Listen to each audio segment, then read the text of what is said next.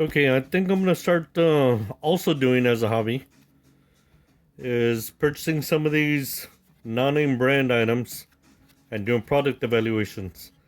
Now, I've actually gone on and purchased these items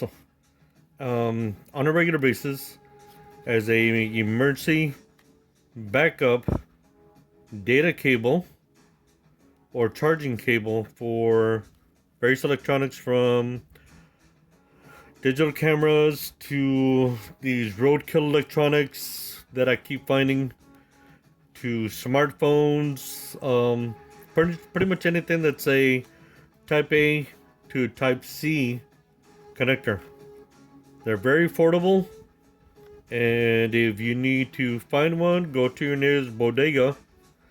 or I suppose one of those dollar stores, and you'll find a good deal.